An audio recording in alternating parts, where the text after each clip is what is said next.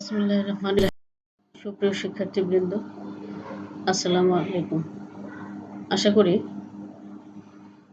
তোমরা যে যেখানে আছো সবাই সুস্থ আছো, সুন্দর আছো এবং মহান আল্লাহ পাকের অশেষ রহমতে নিরাপদে আছো। সৈয়দ আহমদ কলেজ কর্তৃক আয়োজিত অনার্স তৃতীয় বর্ষের বাংলা বিভাগের অনলাইন লাইভ ক্লাসে তোমাদের স্বাগত এবং অভিনন্দন জানাচ্ছি। আমি দিলরুবা ফেরদৌস, প্রভাষক, সৈয়দ আহমদ কলেজ, সুখানপুকুর, গাবতলী, বগুড়া। শিক্ষার্থী বন্ধুরা,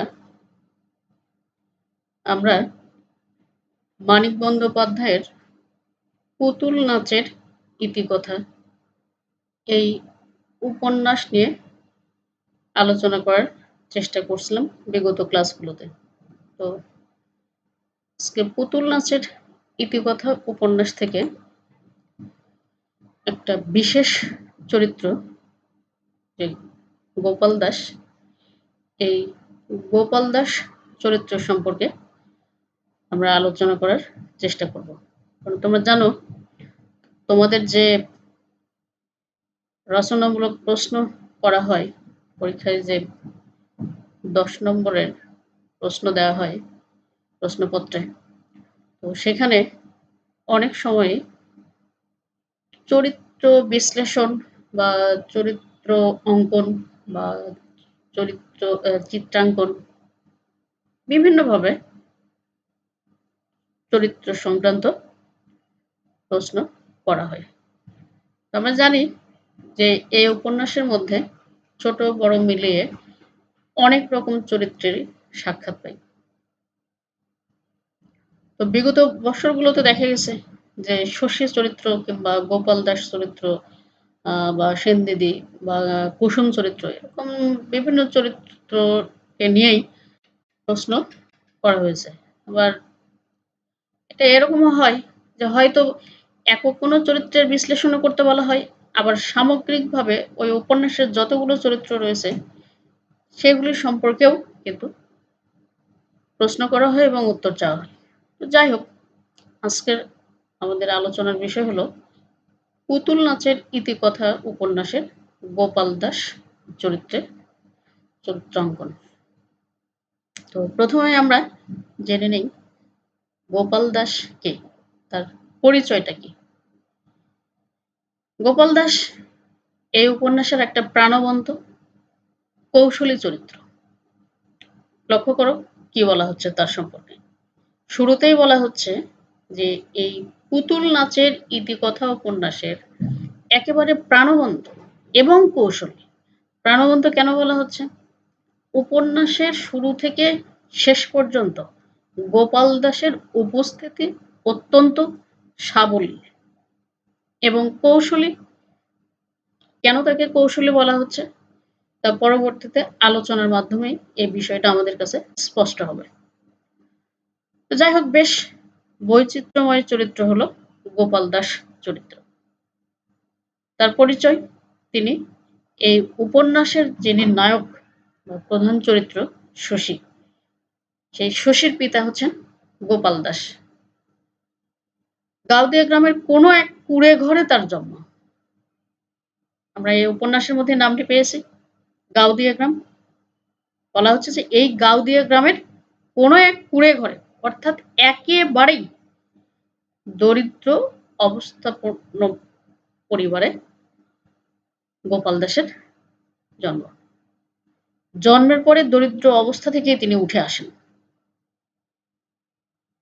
এটা বলা হয় বা উপন্যাসের বিবরণীতে বর্ণনায় যেটা আমরা পেয়েছি যে নিজের চেষ্টায় কৌশলে তিনি তার যে অবস্থাটা ছিল সেই জায়গা থেকে ধীরে ধীরে ধীরে ধীরে তিনি উঠে এসেছেন। দারিদ্র্যের চিত্র এমনই ছিল যে ভাতের জন্য তাকে বা তার পরিবারকে অন্যের কাছে হাত পাততে হতো। অর্থাৎ তাদের ঘরে ৩ বেলা খাবারের নিশ্চিত কোনো ব্যবস্থা ছিল না। চেয়ে চেয়ে জীবনযাপন করতে হতো অন্যের বাড়িতে। ওদের গৃহে হাত পেতে পেতে তাকে বা তাদের খাবারটা সংগ্রহ করতে হতো। এতটাই হতদরিদ্রপূর্ণ অবস্থা ছিল তাদের। এমন দরিদ্র পরিবারেই গোপাল দাস গাওদিয়া গ্রামে জন্মগ্রহণ করেছিলেন। সেই অবস্থা থেকে গোপাল দাস তার অবস্থার উন্নতি করেছেন। এটা কিন্তু স্বভাবতই আমাদের মনে হতে পারে যে এরকম একটা পরিবেশ বা পরিস্থিতি থেকে তিনি কিভাবে নিজের অবস্থার উত্তরণ ঘটিয়েছিলেন। এই জিজ্ঞাসাটা আমাদের মনের মধ্যে স্বাভাবিকভাবেই চলে আসে। কারণ আমরা দেখেছি উপন্যাসের বিবরণীতে বা বর্ণনায় যেটা আমরা পেয়েছি, জমিজমা তার অনেক বিস্তর এবং প্রতিবেলা তার হাঁড়িতে বা বাড়িতে ৩০ জন মানুষের প্রায় পাক পড়ে। অর্থাৎ যে গোপাল দাস গাওদিয়া গ্রামের একেবারে হতদরিদ্র পরিবারে জন্মগ্রহণ করেছিলেন, সেই গোপাল দাসের বাড়িতে আজকে প্রতিদিন প্রায় ৩০ জন মানুষের খাবারের ব্যবস্থা হয়। এটা কি করে সম্ভব? এটা হয়েছে আমরা এই উপন্যাসের মধ্যেই এরকম বর্ণনা পেয়েছি। সব দিক থেকে গোপাল দাস বেশ ভালো অবস্থানে গিয়েছে অর্থনৈতিকভাবে। যেটা বলছি আরকি যে এই গোপাল দাস দরিদ্র অবস্থা থেকে কি করে এই অবস্থায় এলো? এটা কিন্তু আমাদের মনের মধ্যে জিজ্ঞাসাটা আসে, বারেই আসে। যে, যে মানুষের জন্ম এই গ্রামের একেবারে নিম্ন মধ্যবিত্ত বা নিম্ন স্তরের পরিবারে জন্ম, সেইখান থেকে যে মানুষটাকে বেঁচে থাকবার জন্য অন্যের বাড়িতে হাত পেতে খাবার সংগ্রহ করে জীবনযাপন করতে হতো। আজকে সেই মানুষের বাড়িতে প্রতিদিন ৩ বেলা প্রায় ২০-৩০ জন মানুষের খাবারের সংস্থান হয়। এত টাকা তিনি কোথায় পেলেন? কিভাবে উপার্জন করলেন? এটা কিন্তু প্রশ্নটা উঠে আসে। তো কিভাবে উপার্জন করেছেন? তার কিছু ইঙ্গিত আমরা পাই। বলছে, আসলে গোপাল দাস অত্যন্ত কৌশলী একজন ব্যক্তি ছিলেন। চতুর, ধূর্ত লোক যাকে বলি আমরা। উপন্যাসে আমরা দেখি গোপাল দাসের পেশা ছিল দালালি বা মহাজনী ব্যবসা। অর্থাৎ কোনো কিছু কেনাবেচার ক্ষেত্রে তিনি মধ্যস্থতার কাজটা করতেন। এই মহাজনী ব্যবসা করে বা জমির দালালি করে তিনি পয়সাগুলো করেছেন এবং শোনা যায় একটা সময় তিনি মানুষেরও দালালি করতেন। মানুষের দালালি এটা কি ধরনের কথা? অর্থাৎ দরিদ্র পরিবারের বা ৩ জন মানুষকে বা পুরুষকে আসলে বিয়ের পাত্রী জোগাড় করে দিয়েছিলেন তিনি। তো সেই অর্থে বলা হচ্ছে মানুষের দালালি করা। তো এটাও তার এক ধরনের ব্যবসাই ছিল। কারণ বলা হয় সব কাজই প্রায় গোপাল দাস ব্যবসা হিসেবে নিতেন। অর্থাৎ তিনি যে কাজই করেন না কেন, সেই কাজের পেছনে তার অর্থের বিষয়টি ওতপ্রোতভাবে জড়িত থাকত। সবখানেই তিনি কিছু না কিছু দালালি করে পয়সা উপার্জনের একটা উপায় বের করতেন। তাহলে আমরা কি বুঝতে পারছি গোপাল দাস সম্পর্কে? যে তিনি চতুর, কৌশলী একজন মানুষ। তার পয়সা উপার্জনের যে পথটা, সে পথ খুব একটা সুবিধাজনক বা বৈধ কোনো পথ ছিল না। মানে অনেকটা লোক ঠকিয়ে মানুষকে ধোঁকা দিয়ে পয়সা উপার্জন করার মতো একটা ব্যাপার আরকি। কারণ সে আমরা পাচ্ছি যে তিনি দালালি করতেন, মহাজনি করতেন, আবার অন্যের বিয়ে থার জন্য লোকের সন্ধান দিতেন। তো এই সমস্ত কাজের পিছনেও তার একটা উদ্দেশ্য থাকতো। সে উদ্দেশ্যটা আর কিছুই না, তার অর্থের উপার্জন। যে কাজই করা হোক না কেন, সেখানে তিনি পয়সা নেবেন। যাই হোক, এই হচ্ছে আমাদের গোপাল দাস। তো যখন আমরা কোনো চরিত্র বিশ্লেষণ করতে যাব, একটা বিষয় আমাদের অবশ্যই মনে রাখতে হবে, ভালো মন্দ এবং দোষ গুণ মিলিয়েই মানুষ।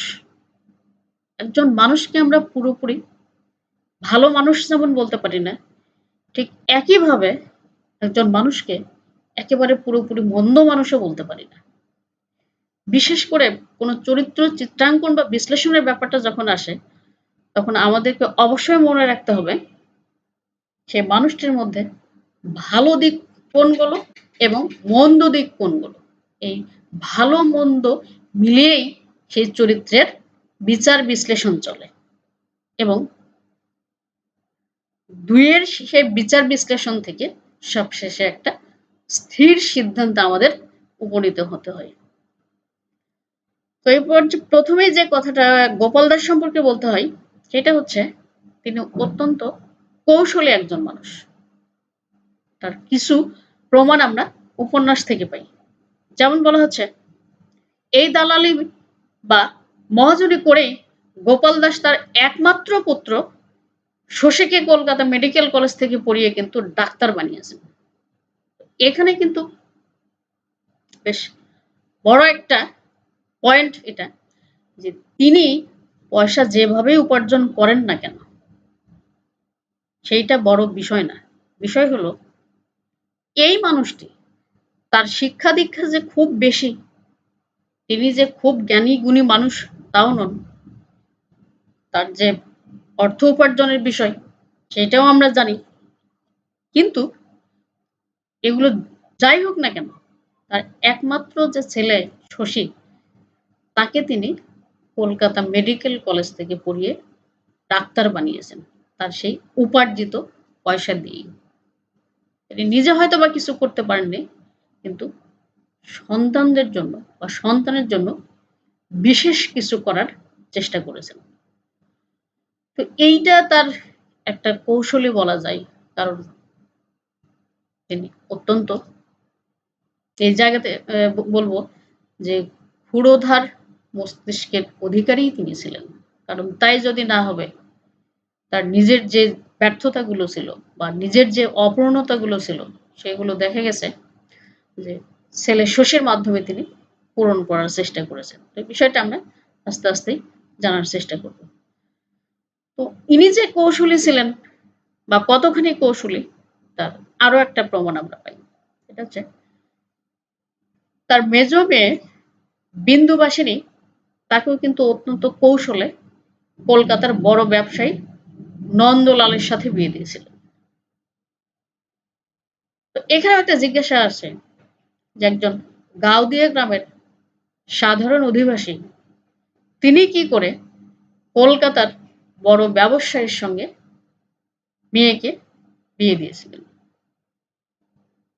উপন্যাসের বিবরণী থেকে এটা আমরা জানতে পারি, নন্দলালের পাটের ব্যবসা ছিল। তো পাট কেনা বেচার জন্য তিনি গাওদিয়ার এদিকে এসেছিলেন। ঘটনাক্রমে গোপাল দাসের সঙ্গে তার পরিচয় এবং খুব তড়িৎ গতিতে দ্রুত সময়ে নন্দলালের সঙ্গে কৌশলে মেয়েকে বিয়ে দিয়েছিলেন। আসলে গোপাল দাস খুব কৌশলী ধনী পাত্রদের সাথে তার মেয়েদের বিয়ে দিয়েছিলেন। তারা কেমন আছে, কিভাবে সংসার করছে, তা গোপাল দাসের কাছে মুখ্য না হলেও তিনি কিন্তু যথাসময়ে মেয়েদেরকে ঠিকই ধনী ছেলেদের কাছে বিয়ে দিতে সক্ষম হয়েছিলেন। তার যে ৩ মেয়ের আমরা সাক্ষাৎ পাই, বিন্দুবাসিনী, বিন্ধবাসিনী, সিন্ধু। তো বড় ২ মেয়েকে তিনি বেশ অর্থবিত্ত সম্পন্ন মানুষের সঙ্গেই বিয়ে থা দিয়েছিলেন। বিয়ের পরে তারা কেমন আছে, কিভাবে আছে, সেইটা খোঁজ নেওয়াটা তার জন্য খুব একটা হয়তোবা জরুরি ছিল না। কিন্তু ভালো অর্থবিত্তপূর্ণ পাত্রের কাছে পাত্রস্থ করার বিষয়টাই তার কাছে বেশি গুরুত্বপূর্ণ ছিল। এই গাওদিয়ার মতো অজপাড়া গাঁয়ে থেকেও তিনি তার ছেলে শশীকে ডাক্তার বানিয়েছিলেন। যেটি তার লক্ষ্য ছিল যে তিনি তার ছেলেকে ডাক্তারি পড়াবেন এবং ডাক্তার বানাবেন। এমনভাবে তিনি শশীকে তার মনোলোকে প্রভাব বিস্তার করেছিলেন যে শশী মেডিকেল থেকে পাশ করার পরেও সে শহরের ডাক্তারি না করে গাওদিয়া গ্রামে আবার ফিরে এসেছিল। যেটা হবার কথা ছিল যে ছেলেটি কলকাতা মেডিকেল কলেজের মতো জায়গায় পড়াশোনা করেছে, পড়ালেখা শেষ করেছে, স্বাভাবিকভাবেই সে তার কর্মজীবনে প্রবেশ করবে কলকাতার মতো শহরে বা এরকম কোনো জায়গায়। কিন্তু না, আমরা উপন্যাসে দেখেছি এই শশী কলকাতা মেডিকেল কলেজে পড়ালেখা করেছে। পড়ালেখা শেষ করে সে কিন্তু আবার তার গ্রামেই ফিরে এসেছে। এবং এইটা কিন্তু তার নিজের ইচ্ছাতে কিন্তু ফেরে না। তিনি ফিরেছিলেন মূলত তার বাবার অনুরোধে। বাবার সেই ভাবনার জায়গা থেকেই তাকে ফিরে আসতে হয়েছিল। এবং বাবাও চেয়েছিলেন ছেলে ডাক্তারি পাশ করে গ্রামে আসবে, গ্রামের মানুষদের সে চিকিৎসা সেবা দেবে। তো শেষ পর্যন্ত বাবার ইচ্ছাটাই কিন্তু পূরণ হয়েছে। গোপাল দাস শশীকে অনেকটা নিজের মন মতো করেই গড়ার চেষ্টা করেছেন। কারণ শশী চরিত্রের একটা দিক হচ্ছে বৈষয়িক বুদ্ধিসম্পন্ন।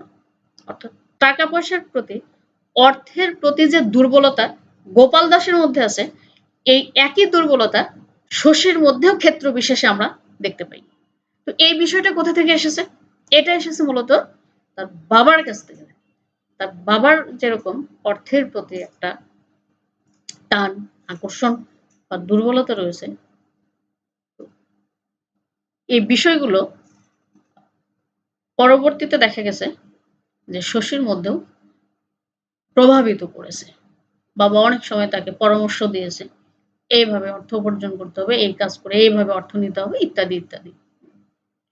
তো এই কৌশল বা বুদ্ধি যাই বলি না কেন সেটা শশী তার পিতার নিকট থেকে পেয়েছিল। সুতরাং মেয়েদের বিয়ে দেয়া কিংবা ছেলেকে ডাক্তারি পাশ করে গ্রামে নিয়ে এসে চিকিৎসা সেবা দেওয়ার ব্যবস্থা করা, এইসব ব্যাপারেই গোপাল দাসকে আমরা কৌশলী ভূমিকাতেই দেখি। এরপরে গোপাল দাসের আরেকটা চারিত্রিক বৈশিষ্ট্য আমরা পাই, সেটি হলো বৈষয়িক দিক। বলছে যে টাকা পয়সার প্রতি গোপাল দাসের যথেষ্ট লোলুপতা ছিল, যেটা দুর্বলতার কথা বলা হয়। অর্থের জন্য গোপাল দাস যে কোনো কাজই করতে পারে, এরকম একটা ব্যাপার। কারণ শশী যখন গ্রামের ডাক্তারি করে তখন কিন্তু বারুজ্জে মুখুজ্জে, যে যার নাতি গাছ থেকে পড়ে গিয়ে ১০ বছরের ছেলে বারুজ্জে মুখুজ্জের নাতি আহত হয় এবং পরে মারা যায়। তো এই বারুজ্জে মুখুজ্জের নাতির চিকিৎসার জন্য নিয়োজিত ছিল শশী। সেই বাড়িতে কিছুদিন যাতায়াত করেছে, সেই ছেলেটির দেখভাল করেছে, চিকিৎসা করেছে। কিন্তু ছেলেটি বাঁচেনি, মারা যায়। তো মারা গেলে কি হবে? মারা যাওয়ার পরেও সে বাড়িতে গিয়ে শশীর যে ডাক্তারি ফিসটা সেটি কিন্তু শশী আদায় করে এবং এক্ষেত্রেও গোপাল দাস মনে করে দিয়েছিল বাড়ুজ্যে বাড়িতে যে সে যায় তার টাকা পয়সা ঠিক মতো দিবে কিনা, কিংবা কিভাবে চিকিৎসা করলে শশীর প্রসার হবে, এসব কিন্তু বারবারই শশীর মাথায় গোপাল দাসই ঢুকিয়ে দিয়েছে। তো এক্ষেত্রেও কিন্তু শশী বাবার কৌশলগুলো ধরতে পেরেছে এবং সাফল্য লাভ করেছে। অর্থাৎ এটা আমরা যেটা বলছি আরকি, এই জায়গাটা আসলে আমরা গোপাল দাসকে নিয়ে বলছি। কিন্তু গোপাল দাস পিতা হিসাবে যেমনই হোক না কেন কিন্তু সন্তানের প্রতি তার যে আলাদা একটা দায়িত্ব কর্তব্য ছিল বা সেগুলো পালন করতে যেয়ে অনেক সময় দেখা গেছে যে তার নিজের কিছু বৈশিষ্ট্য অবচেতনভাবেই হয়তোবা সন্তান শশীর মধ্যেও তিনি প্রভাবিত বা প্রয়োগ করে দেবার চেষ্টা করেছেন। তার কিছু নমুনা এখানে আমরা পেয়েছি। গোপাল দাসের বৈশিষ্ট্যের আরেকটা দিক হচ্ছে তার চারিত্রিক দুর্বলতা। তো এই জায়গাটি নিয়ে যখন আমরা কথা বলতে যাই বা কথা বলার চেষ্টা করি, তখন পাশাপাশি আরেকটি চরিত্র নিয়ে কথা বলতে হয়। সেটি হচ্ছে সেনদিদি। আমরা যাকে যামিনী কবিরাজের স্ত্রী হিসেবে জানি। যামিনী কবিরাজ বৃদ্ধ ছিল। কবিরাজি করতে, করতে প্রায় আধা পাগল। এই বৃদ্ধ পাগলকে অপরূপ সুন্দরী সেনদিদিকে কিন্তু গোপাল দাসই জোগাড় করে দিয়েছিল স্ত্রী হিসেবে। এই সেনদিদিকে নিয়ে প্রায় সমস্ত গ্রামে মোটামুটি কলঙ্ক রটিত ছিল এবং সে কলঙ্কের সাথে গোপাল দাসের নামটাও আসলে জড়িত ছিল। যদিও শশী এসব বিশ্বাস করত না। সেটা আসলে এরকমই যামিনী কবিরাজের সঙ্গে সেনদিদির কাগজে কলমেই হয়তোবা বিয়ে থাটা হয়েছিল। কিন্তু প্রকৃতি অর্থে হৃদ্যতাপূর্ণ যে সম্পর্কটা এইটা মনে হয় গোপাল দাসের সঙ্গেই তার ছিল। তো এটা নিয়ে গ্রামবাসীরা বা আশপাশের লোকজন নানান রকম কথাবার্তা বলত। যে কথাগুলো একটা সময় শশীর কানে এসেও পৌঁছায়। কিন্তু শশী এগুলো খুব একটা বিশ্বাস করত না। কারণ যে জিনিসটা বা যে বিষয়টা সে চোখে দেখে নাই বা নিজে দেখে নাই সেখানে বিশ্বাস করাটা এটাও একটা বিরাট ব্যাপার। বা আরেকটা বিষয় হতে পারে যেহেতু তার বাবাকে নিয়ে কথা বলা হয় সেক্ষেত্রে বাবার প্রতি তার যে একটা শ্রদ্ধা বোধ ভক্তি সেই জায়গা থেকেও হতে পারে যে লোকে যে কথাগুলো বলতো যে কলঙ্কগুলো রটাতো প্রচার করত সেগুলো সে কান নিত না বা বিশ্বাস করত না। কিন্তু এই উপন্যাসের প্রথম দিকে একবার দেখি সেনদিদি যখন বসন্ত রোগে আক্রান্ত হয় তখন কোনো একটা রহস্যময় কারণে গোপাল শশীকে তার চিকিৎসা করতে দিতে চায়নি। এটা ঠিক কি কারণ ছিল এটা আমরা জানি না। কারণ শশীর চিকিৎসক সে সর্বস্তরের মানুষের চিকিৎসা সেবা দিবে এটা তার দায়িত্ব কর্তব্য পেশাগত ধর্ম। কিন্তু দেখা গেছে সেনদিদি যখন প্রচন্ড অসুস্থ প্রথম অবস্থায় গোপাল দাস তার ছেলে শশীকে সেই সেনদিদির চিকিৎসা করতে দিতে চাননি। এটা আমরা পেয়েছি উপন্যাসের প্রথম দিকে। কিন্তু উপন্যাসের শেষের দিকে আবার দেখতে পাচ্ছি আরেকটা চিত্র। সেটা হচ্ছে স্বামীর মৃত্যুর পর সেনদিদি এক পুত্র সন্তানের জন্ম দিতে গিয়ে প্রচন্ড অসুস্থ হয়ে পড়ে। তো সেনদিদির ভাই এসেছিল শশীকে ডাকতে। শশী যখন যেতে চাইছিল না তখন গোপাল দাস অনুরোধ করে সেনদিদির চিকিৎসা করার জন্য। এখানেও কিন্তু বিরাট একটা প্রশ্ন চলে আসে যে সেনদিদি একবার বসন্ত রোগে আক্রান্ত হলেন, খুব অসুস্থ। তখন কোন ক্রমে গোপাল দাস চাননি তার ছেলে শশী তার চিকিৎসা করুক। আবার একটা পর্যায়ে যে সেই জায়গাটারই রূপ এমনভাবে পরিবর্তন হলো, বদলে গেল যে যামিনী কবিরাজ মারা গেলেন।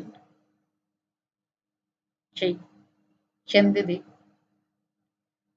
সন্তান প্রসব করতে গেলেন।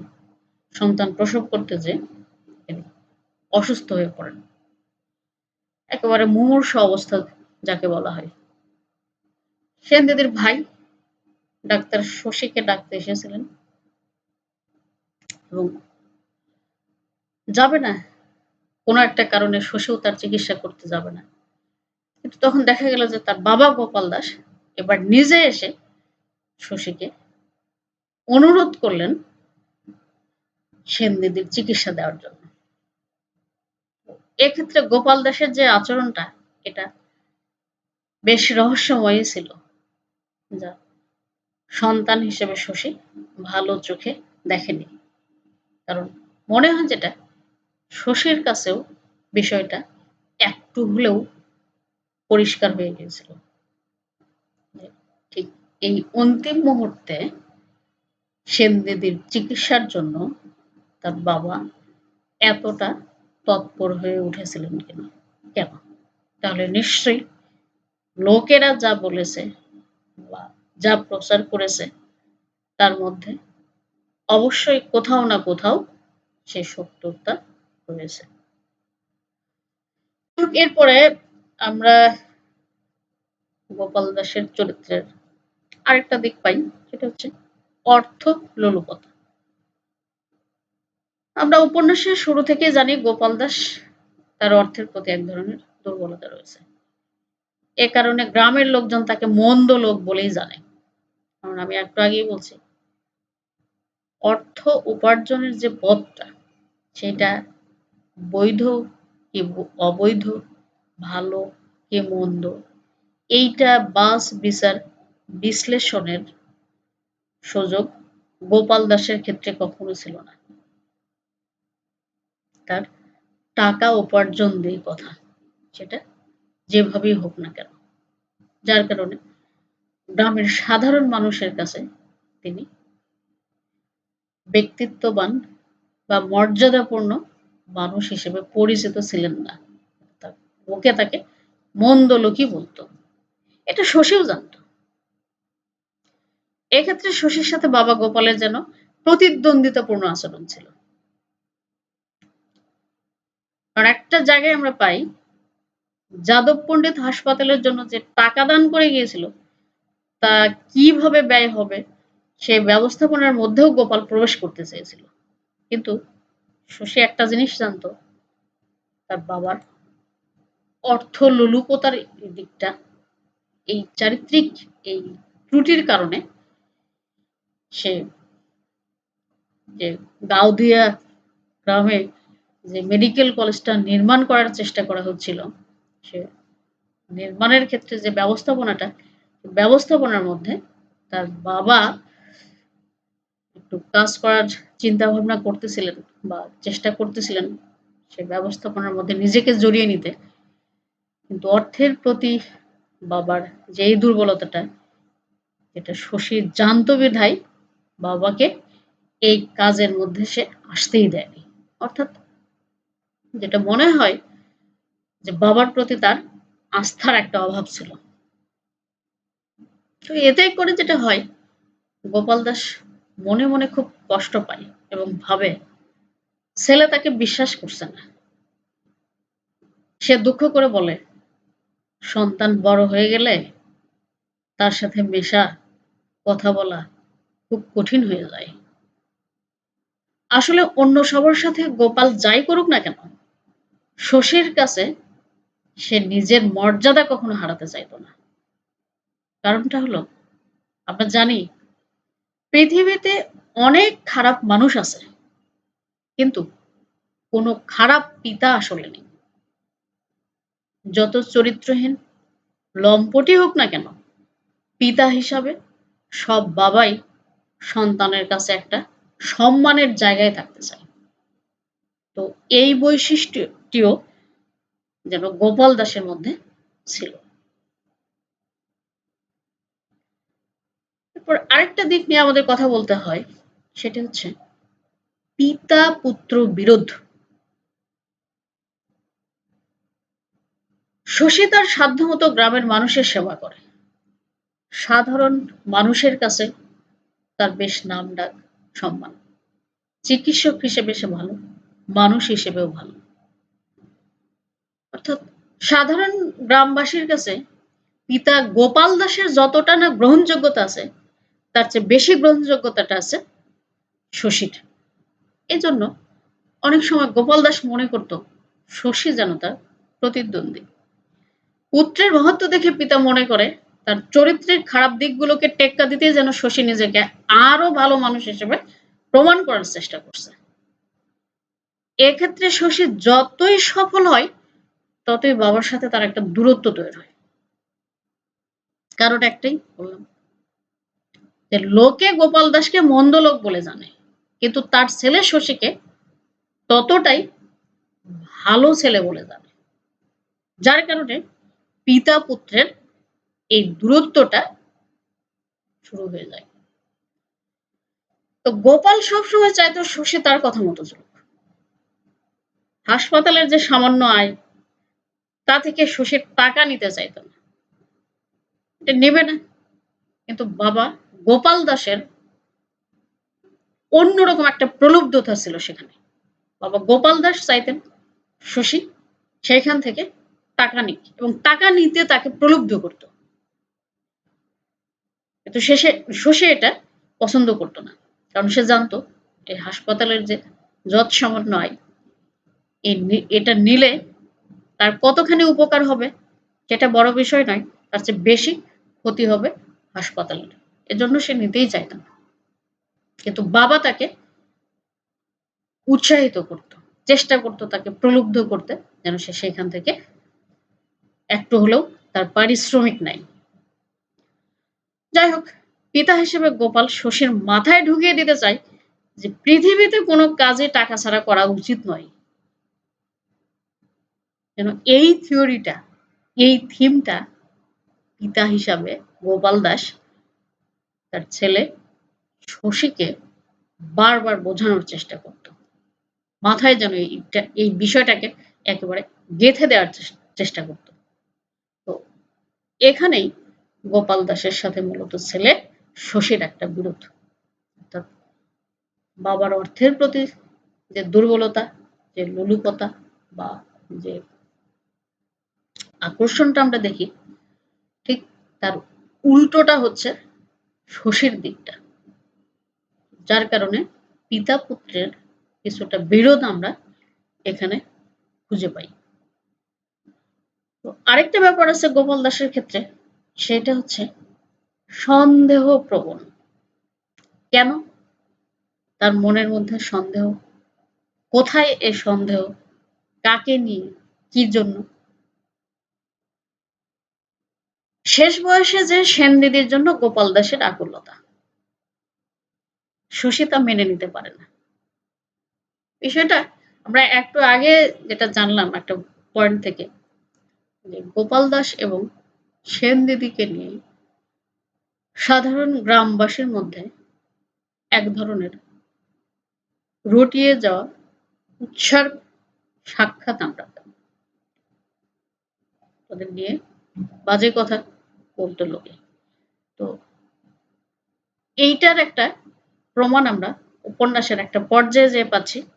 এটা হচ্ছে বলছে যে শেষ বয়সে যে সেনদিদির জন্য গোপাল দাসের আকুলতা, এটা ছেলে শশী মেনে নিতে পারে না। সেনদিদি কিভাবে মারা গেল, ভুল ইনজেকশন দেওয়া হয়েছিল কিনা ইত্যাদি সন্দেহজনক অদ্ভুতপূর্ণ আচরণ সত্ত্বেও শশী বাবাকে কিছু বলতো না, বরং সে যথেষ্ট সংযমী ছিল। একটা জায়গায় আমরা বললাম যখন সেনদিদি বসন্ত রোগে আক্রান্ত হয়েছিলেন, চিকিৎসক হিসেবে শশী তার চিকিৎসা করতে যাবে, কিন্তু গোপাল দাস তাকে যেতেই দিতে চায় না। আবার আরেকবার যখন অসুস্থ হয়ে পড়লেন মুমূর্ষ অবস্থায়, তখন গোপাল দাস বারবার বলে কয়ে ছেলেকে তার চিকিৎসার জন্য নিযুক্ত করলেন, এবং সেনদিদি বাঁচতে পারলেন না, মারা গেলেন। এবং এই যে তার মৃত্যু, এই মৃত্যু নিয়ে গোপাল দাসের একটা বড় সন্দেহ কাজ করত। সে কিভাবে মারা গেল? তার কাছে মনে হয়েছিল ছেলে শশী হয়তোবা তাকে ভুল কোনো ইনজেকশন দিয়েছিল বা তার ভুল চিকিৎসা করেছে, যার কারণে সে মারা গেছে। তো এই যে জায়গাটা, এই যে বিষয়টা, এই যে পয়েন্টটা, এটা তার যে ব্যক্তিত্ব, তার ব্যক্তিত্বের যেটা বলা যায় যে স্বাতন্ত্র একটা দিক এখানে প্রকাশিত হয়। কারণ সন্দেহটা সে করতেছে কাকে? তারই ঔরসজাত সন্তানকে, যে পেশায় একজন চিকিৎসক। এই মানুষের প্রতি, এই সেনদিদির প্রতি তার কতখানি দুর্বলতা, কতখানি আকর্ষণ বা কতটা দায়িত্ববোধ, যেটা পুত্রের প্রতি তার যে স্নেহটা থাকার কথা সেটাকেও ছাড়িয়ে গেছে। কারণ সেনদিদির মৃত্যুর মধ্য দিয়ে পিতা হিসেবে সন্তান শশীকে সন্দেহ করতে পর্যন্ত তিনি ছাড়েননি। যাই হোক, আরেকটা বিষয় উঠে আসে, পিতা পুত্র দূরত্ব। দূরত্বটা পিতার সঙ্গে পুত্রের কেন হয়েছিল? সেখানেও এই সেনদিদি সেনদিদির ২-৩ মাসের পুত্র সন্তানটি সেনদিদির ভাইয়ের স্ত্রীর নিকট থেকে গোপাল নিজের বাড়িতে নিয়ে আসে। আমরা জানি যামিনী কবিরাজ মারা গেছেন। সন্তান প্রসব করতে যেয়ে সেনদিদিও মারা গেলেন। তাহলে এই অনাথ শিশুটির দায়ভার কার? সেনদিদির ভাই তার বাড়িতে নিয়ে যান এবং তার স্ত্রীর তত্ত্বাবধানে দেন। তো ২-৩ মাস পরে যেটা ঘটলো, সেখান থেকে সেনদিদির এই ছেলেটিকে গোপাল দাস তার নিজের বাড়িতে নিয়ে আসলেন। এখানেও প্রশ্ন চলে আসে, কেন? কি জন্য গোপাল দাস এই কাজ করলেন? স্পষ্টই এটা বোঝা যায় যে এর পেছনে অবশ্যই তাহলে সত্য কোনো কারণ আছে। লোকে যা বলেছে, লোকেরা যা প্রচার করেছে, তাহলে এর পেছনে একটু হলেও সত্যতা আছে। তা না হলে গোপাল দাস সেনদিদির ছেলেটিকে কেন নিজের বাড়িতে নিয়ে আসবেন? এবং এর মধ্যে যদি কোনো শুদ্ধতা থাকতো, তাহলে হয়তোবা শশী বাবার এই কাজটির বিরোধিতা করতো না। কিন্তু এই বিষয়টার মধ্যে যে একটু ভিন্নতা আছে, একটু ভিন্ন ইঙ্গিত রয়েছে, যেটা সন্তান হিসেবে শশী মন থেকে মেনে নিতে পারেনি। যার কারণে পিতা এবং পুত্রের দ্বন্দ্ব শুরু হয় এবং এটা ছিল শশীর কাছে একটা সহ্যের বাইরের একটা কাজ। বাবা সেনদিদির ছেলেকে নিয়ে আসছেন, এই বিষয়টা শশী আসলে মন থেকে মেনেই নিতে পারেনি। যার কারণে তাদের মধ্যে একটা সম্পর্কের দূরত্ব তৈরি হয়। এরপরে আরেকটা যে বিষয়টা চলে আসে, যে পয়েন্টটা নিয়ে কথা বলতে হয়, হচ্ছে তার যে নির্লজ্জতা। এটা একেবারেই ভিন্নভাবে হয়তোবা আমাদের বলতে হয়। কারণটা হচ্ছে সেনদিদির সন্তানটিকে গোপাল নিজের বাড়িতে নিয়ে আসে এবং এই গোপাল দাসের বাড়িতে কুন্দ নামে একজন কাজ করত, যাকে গোপাল দাস বলেছিল ছেলেটিকে বড় করে দিতে, অর্থাৎ সেনদিদির ছেলেটিকে লালন পালন করে দিতে। বিনিময়ে গোপাল দাস কুন্দকে ১০ ভরি স্বর্ণের গহনা দিবে, এরকম একটা প্রতিশ্রুতি দিয়েছিল। এসব শশীর কাছে যেমন দুর্বোধ্য মনে হয়, তেমনি ভালোও লাগে না। এটা স্বাভাবিকভাবেই সন্তান হিসেবে শশীর কাছে এটা অস্বস্তিকর একটা ব্যাপার। কারণ সেনদিদির সঙ্গে তাদের আত্মীয়তার কোনো সূত্র নেই বা আত্মীয়তাপূর্ণ কোনো সম্পর্ক। অথচ সেনদিদি মারা গেলেন, যামিনী কবিরাজও মারা গেছে। ২-৩ মাস পর সেনদিদির ছেলেটিকে গোপাল দাস তার নিজের বাড়িতে নিয়ে আসতেছে এবং তাদের যে গৃহকর্মী কুন্দ, তাকে তার বাবা প্রতিশ্রুতি দিয়েছে যে এই ছেলেটিকে লালন পালন করে দিতে হবে এবং বিনিময়ে সে তাকে ১০ ভরি স্বর্ণ। এটা বিশাল একটা ভাবনার ব্যাপার। কিন্তু শশীর কাছে ব্যাপারটা একটু গোলমেলে তাল গোল পাকানোর মতন মনে হয়েছে। এটা তার কাছে খুব একটা ভালো লাগেনি। এই জায়গাগুলো যেটা আমরা বললাম বা বিশ্লেষণ করলাম, সেটা বলতে হয় যে গোপাল দাসের হয়তোবা চরিত্রের মন্দ দিক, কিন্তু একজন মানুষের সবটাই কি মন্দ? মন্দের মাঝেও ভালো কিছু থাকে। সে জায়গাগুলো এবার আমরা দেখে নেওয়ার চেষ্টা করি। যেমন সন্তান বাৎসল্য। বাবার হীন কাজের জন্য শশী একসময় গ্রাম ছেড়ে যাবার সিদ্ধান্ত নেয়। হীন কাজ এগুলোই, যে অর্থের প্রতি তার দুর্বলতা, যেকোনো উপায়ে অর্থ উপার্জন, বা সেনদিদির মৃত্যুর পর সেনদিদির সন্তানকে তাদের নিজের বাড়িতে নিয়ে আসা, লালন পালনের জন্য কুন্দকে ১০ ভরি স্বর্ণের গহনা দেওয়ার প্রতিশ্রুতি, এই বিষয়গুলো শশীর কাছে কখনোই ভালো বোধ হয়নি। যার কারণে সে একটা সময় সিদ্ধান্ত নিয়েছিল যে সে গ্রাম ছেড়ে যাবে এবং কলকাতা শহরে যে ডাক্তারি এই কাজগুলো করবে। যার কারণে সবকিছু থেকে সে নিজেকে কি গুটিয়ে নিয়েছে। এটা বাবা জেনে গেছিলেন। বাবা জানার পর কিছুতেই মেনে নিতে পারেননি। সে সময় গোপাল মনে আঘাত পায়। বাবাকে ছেড়ে সে চলে যাবে। মরিয়া হয়ে ওঠে শশীর যাওয়া বন্ধ করতে। যে গোপাল টাকার পিছে ছুটত, সেই গোপালই এবার টাকার চেয়ে সন্তান বাৎসল্যে মরিয়া হয়ে উঠেছেন। টাকাকে তুচ্ছ জ্ঞান করে সন্তানকে নিজের কাছে রাখতে তিনি চেষ্টা করেছেন। তিনি কোনোভাবেই চাননি শশী তাকে ছেড়ে, এই বাড়ি ছেড়ে, গাঁওদিয়া গ্রাম ছেড়ে, গাঁওদিয়া গ্রামের অধিবাসীদের ছেড়ে সে কলকাতা যাবে, এটা বাবা শশী কখনোই বাবা গোপাল দাস কখনোই চাননি। তিনি সবসময় চেয়েছেন তার সন্তান এই গ্রামে তার কাছেই থাকুক। এরপর আরেকটা বিষয় নিয়ে কথা বলতে হয়, সেটি হচ্ছে অপরাজিত গোপাল, অর্থাৎ হার না মানা, পরাজয় স্বীকার না করা গোপাল। আমরা জানি যে শশী খুব শক্ত সিদ্ধান্তই নিয়েছিল যে সে এবার গ্রাম ছাড়বেই, কিন্তু কৌশলী গোপাল সেটা হতে দেয়নি। সে পরাজিত হয়নি। আমরা গোপাল দাসকে দেখি, কলকাতা থেকে শশী যে ডাক্তার নিয়ে এসেছিল তার উপর দায়িত্ব দিয়ে সে গ্রাম ছাড়বে। কারণ অনেকবারই শশী গাঁও দিয়ে গ্রাম ছাড়তে চেয়েছে, যাচ্ছে যাবে যাচ্ছে যাবে এরকম করেছে, কিন্তু শেষ পর্যন্ত যাওয়া হয়ে ওঠেনি। তবে এইবার সে একেবারে লাস্ট এন্ড ফাইনাল সিদ্ধান্তই নিয়ে ফেলছে যে সেবার গ্রামে আর থাকবেই না। এই গ্রাম ছেড়ে, এই পরিবার ছেড়ে, বাবাকে ছেড়ে সে কলকাতা শহরে যাবে।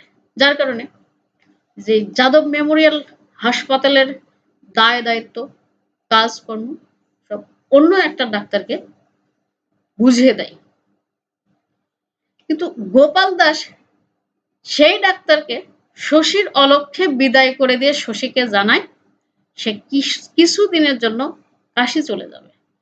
অর্থাৎ শশী যে ডাক্তারকে নিয়ে এসেছে যাদব মেমোরিয়াল হাসপাতালের তদারকির জন্য, তাকে দায়িত্ব বুঝে দিয়ে সে এখান থেকে গাঁও দিয়ে গ্রাম ছেড়ে চলে যাবে, এটা বাবা জানতে পারে। যে ডাক্তারকে দায়িত্ব দিয়ে তার ছেলে শশী কলকাতায় ফিরে যাবে। বাবা এটা মেনে নিতে পারেননি। শশীর অলক্ষ্যে সেই ডাক্তারকে বিদায় করে দেন এবং এবার ছেলে শশীর কাছে যে সে নিবেদন করে যে সে কিছুদিনের জন্য কাশি চলে যেতে চায়। কারণটা কি? মনের চঞ্চলতা দূর করে স্থির ভালো মানুষ হওয়ার জন্য ৮-১০ দিনের জন্য সে, তবে গোপাল দাস কাশি চলে যেতে চায়। তো এই কয়দিন যেন শশী তাকে ছুটি দেয়। আমরা বুঝতেই পারতেছি এটা গোপাল দাসের একটা কৌশল মাত্র, যাতে করে শশী কোনোভাবেই এই গ্রাম, এই বাড়ি, তার পরিবার ছেড়ে কোথাও যেতে না পারে। আরেকটা পয়েন্ট পাই আমরা, সেটা হচ্ছে মর্মাহত। একটা জায়গায় গোপাল দাস খুব কষ্ট পেয়েছিল। কেন? কাশি যাবার আগে সেনদিদির ছেলেটিকে কুন্দর সাথে সে অন্যত্র পাঠায়। অর্থাৎ তার নিজের বাড়িতে ছেলেটিকে রাখা সম্ভব হয়নি। গৃহকর্মী কুন্দর সঙ্গে বাড়ি থেকে অন্য একটা জায়গায় তাকে সরিয়ে দেয়।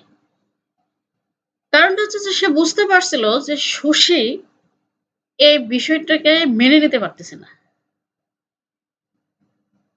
সেনদিদির ছেলেকে তিনি তার বাড়িতে নিয়ে এসেছেন, লালন পালন করার চেষ্টা করতেছেন। এইটা তার ঔরসজাত সন্তান শশী মেনে নিতে পারেনি। এতে করে পিতা হিসাবে গোপাল দাস বেশ মনে মনে কষ্ট পায় এবং মর্মাহত হয়। যা হোক, এই যে ঘটনাগুলো, কাজগুলো খুব কৌশলে, চতুরতার সাথে কিভাবে নিজের নিয়ন্ত্রণে রাখা যায়, এই বুদ্ধিটি গোপাল দাসের অত্যন্ত টনটনে ছিল। কারণ যেকোনো পরিস্থিতি গোপাল দাস কিন্তু খুব দক্ষতার সাথে, কৌশলের সাথে, চতুরতার সাথে নিয়ন্ত্রণ করেছে। গোপাল দাসের মধ্যে আমরা আরেকটা দিক পাই, আরেকটা বেশ ভালো দিকই পাই আমরা, সেটা হচ্ছে প্রত্যাশা। কি প্রত্যাশা ছিল তার? সন্তানের প্রতি, শশীর প্রতি। গোপাল দাস অত্যন্ত কৌশলী। সে নানা রকম ব্যবস্থা করে শশীকে গ্রামেই রাখার ব্যবস্থা করে। আমরা একটু আগে জানলাম যে শশী গাওদিয়া গ্রাম ছাড়তে চেয়েছে, কিন্তু গাওদিয়া গ্রাম শশী শেষ পর্যন্ত ত্যাগ করতে পারেনি বাবার কৌশলের কাছে, বাবার অত্যধিক প্রত্যাশার কাছে। ডাক্তারকে বিদায় করে দেয়, যে ডাক্তার এসেছিলেন যাদব মেমোরিয়াল হাসপাতালে কাজ করার জন্য। শশী যাকে এনেছিল, বাবা তাকে বিদায় করে দিয়েছেন। কাশি যাবার সময় সেন দিদির ছেলেকে কুন্দর কাছে থেকে সাথে করে নিয়ে যায়। যেটা জানলাম যে তার বাড়ি থেকে কুন্দর সাথে করে ওই ছেলেটিকে অন্য জায়গায় সরিয়ে দিয়েছিল, যাতে শশী এটা নিয়ে কোনো ঝামেলা না করে বা এ নিয়ে যেন আর কোনো অশান্তি না হয়। কিন্তু এই গোপাল দাস যখন কাশিতে যাচ্ছেন, যাবার সময় কুন্দর কাছে থেকে সেন দিদির সেই ছেলেটিকে সাথে করে নিয়েই কাশির উদ্দেশ্যে পা বাড়ায়। অন্যদিকে যেটা আমরা দেখি যে শশী বাবার প্রতি তার যে ভালোবাসা, সে ভালোবাসা থেকে গ্রাম ছাড়তে পারেনি। অর্থাৎ গোপাল দাস চেয়েছিল সে গ্রামেই থাকুক, গ্রামের মানুষের সেবা করে সে নাম করবে, মানুষের মুখে মুখে শশীর নাম চারদিকে ছড়িয়ে পড়বে। হয়তো এই একমাত্র প্রত্যাশার স্বপ্নই ছিল গোপাল দাসের। সে মানুষ যেমনই হোক না কেন, কিন্তু সন্তানের প্রতি তার উচ্চাকাঙ্ক্ষাটা অত্যধিক ছিল। আসলে একটা পর্যায়ে যেটা মনে হয় যে এই যে কৌশল, চাতুরতা কিংবা লোক ঠকিয়ে গোপাল যে অর্থ সম্পদ গড়েছিল, সে হয়তো একটা সময় ভেবেছিল বা স্বপ্ন দেখেছিল যে সন্তান শশীকে মানুষের মতো মানুষ করে গড়ে তুলে ছেলের মাধ্যমে নিজের পাপের প্রায়শ্চিত্ত করবেন। এই জায়গাটা আমাদের কাছে একেবারেই ক্লিয়ার হয়ে যায়। কারণ আমরা শুরু থেকে জানতেছি, জেনে আসতেছি গোপাল দাসের কাজকর্মগুলো একেবারেই হীন পর্যায়ে, নিম্ন স্তরে, দালালি, মহাজনী, সেন দিদির সঙ্গে তার একটা অবৈধ প্রণয় সূত্র, প্রণয় সম্পর্ক। এই বিষয়গুলো তাকে ব্যক্তিত্ববান মানুষ হিসেবে চিহ্নিত করে না। একটা সময় তার কাছে মনে হয়েছে এগুলো মোটেও ভালো কাজ না। তো এইখান থেকে বেরিয়ে আসার উপায়টা কি? তিনি হয়তোবা সে ভাবনা থেকে ভিন্ন একটা পথ অবলম্বন করেছিলেন। নিজের এই জায়গাটার উত্তরণ ঘটাবেন ভিন্নভাবে। সেটা কিভাবে? ছেলে শশীর মাধ্যমে। তিনি তার ছেলে শশীকে যথাযথভাবেই বড় করার চেষ্টা করেছেন। তার মন মতো করে গড়ে তুলেছেন এবং তার যে প্রত্যাশিত স্বপ্ন তা তিনি পূরণ করেছেন এবং যেটা বলা হয় যে তার যে পাপ, তার যে অন্যায়, তার যে দোষগুলো, সেগুলো যেন প্রায়শ্চিত্ত করার বা পাপের স্খলনের জন্য তিনি ছেলে শশীকে এতটা শিক্ষিত বা গুরুত্বপূর্ণ মানুষ হিসেবে গড়ে তোলার চেষ্টা করেছেন। তো যাই হোক, যার কারণে নিজে গ্রাম ত্যাগ করে ছেলেকে গাওদিয়ায় রেখে দিলেন। কারণ তিনি উপলব্ধি করেছিলেন এই গ্রামে তার থাকাটা যত না জরুরি, তার চেয়ে বেশি জরুরি ছেলে শশীর থাকা। না হলে সন্তানের কাছে তাকে হেরে যেতে হবে। তো তিনি কাশিতে চলে গেলেন, তার ছেলে শশীকে গাওদিয়া গ্রামেই রেখে দিলেন। যার কারণে উপন্যাসের শুরু থেকে শেষ পর্যন্ত মনে হবে গোপাল দাসই জয়ী হয়েছে। যেভাবেই হোক।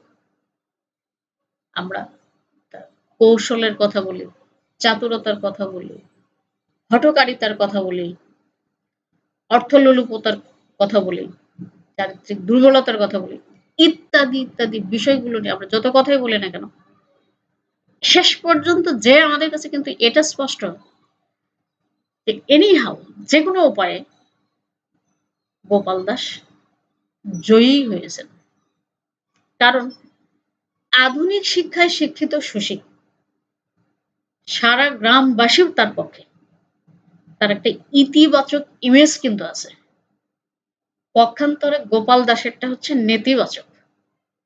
কিন্তু তা সত্ত্বেও শেষ পর্যন্ত দেখা যায় যে বাবার কাছে শশী পরাজিতই হয়েছে। পরাজিত এটাই যে সে তো শেষ পর্যন্ত চেয়েছিল যে গ্রাম ত্যাগ করবে, কলকাতা শহরে যেয়ে সে নিজের প্রসার ঘটাবে। কিন্তু বাবা তাকে এটা হতেই দেয়নি। বরং বাবা কৌশলে নিজে বাড়ি ছাড়লেন, গ্রাম ছাড়লেন, কিন্তু ছেলেকে তার জায়গাতেই রেখে দিলেন। তো সেক্ষেত্রে যেটা বলা হয় এই যে শেষ পর্যন্ত বাবার কাছে শশী পরাজিতই হয়েছে। সে গ্রামে রইল আর গোপাল কাশিতে। তো সবশেষ পর্যায়ে যেটা বলা যায় যে গোপাল দাসের যে নেতিবাচক দিকগুলি আমরা দেখি বা পাই, এগুলো বাদ দিলে দেখা যায় যে এই গোপাল দাস চরিত্র এটা অত্যন্ত জীবন্ত, বৈচিত্র্যময়, সফল, সার্থক একটা চরিত্র। তো এই ছিল আমাদের আজকের আলোচনার বিষয় গোপাল দাসের চরিত্র বিশ্লেষণ। আশা করি তোমরা বুঝতে পেরেছ। তো আজ এ পর্যন্তই। আগামী ক্লাসে অন্য কোনো টপিকস নিয়ে বা অন্য কোনো চরিত্র নিয়ে কথা বলার চেষ্টা করব। তো সে পর্যন্ত তোমরা সবাই ভালো থাকো, সুস্থ থাকো, সুন্দর থাকো এবং নিজেকে সহ পরিবারের সবাইকে নিয়ে সুরক্ষিত থাকবার চেষ্টা করবে। এই প্রত্যাশা রেখে আজকের মতো এখানেই শেষ করছি। সবাই ভালো থাকো। আল্লাহ হাফেজ।